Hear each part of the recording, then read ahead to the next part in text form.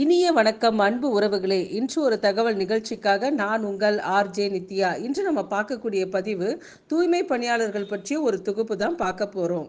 தூய்மை பணி அது ஒரு தூய பணி. தூய்மை செய்பவர்கள் இல்லாமல் போனால் வாழும் பகுதி குப்பை கிடங்காக மாறிவிடும். கூட்டத்தோடு வாழ பிடித்தவனுக்கு வெறுப்பு நீ. தூய்மை பணியாளர் வரவில்லை. அவனை திட்டிக் கொண்டே குப்பையை கடந்து சென்றனர். நேற்று வீதியில் குப்பை வீசிய குப்பைக்காரர்கள். வார்த்தைகளில் உண்மை இல்லையெனில் எண்ணங்களில் தூய்மை இருக்காது. தூய்மையை காப்போம் என்று குரல் கொடுத்து ஒதுங்கிய பிறகு அந்த இடத்தில் நிரம்பி இருந்தது காகிதத்தினால் செய்யப்பட்ட தேநீர் கோப்பைகள். பொது இடங்களில் எச்சில் துப்புவதை நிறுத்தவும். அங்கே சுத்தம் செய்வது உன் தாய் போல் ஒருவர் என்பதை மறந்து விடாதே. உலகிலேயே அதிக சம்பளம் வாங்க தகுதியானவர்கள் துப்புரவு பணியாளர்கள்தான்.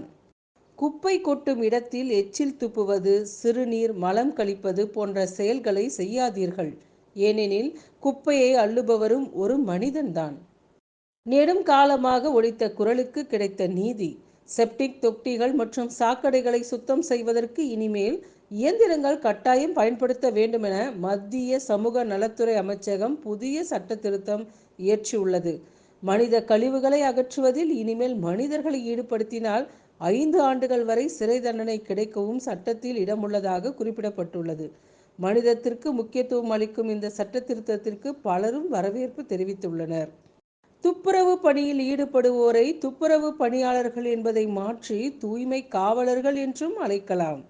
தூய்மை பணிக்கு நவீன கருவிகளும் அறிமுகம். மனித கழிவுகளை அகற்றும் பணிக்கு ஹோமோசெஃப் ரோபோ. அரசு அதிகாரிகளே மலம் அள்ளும் கருவிகளை மொத்தமாய் கொள்முதல் செய்யுங்கள்.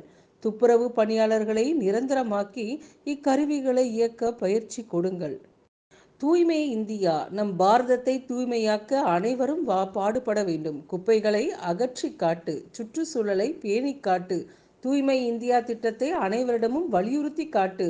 அது நம் ஊரில் நிறைவேறும் வரை உனது முயற்சி காட்டு. நம்மால் அதை நிறைவேற்ற முடியும் என்ற உறுதியை காட்டு.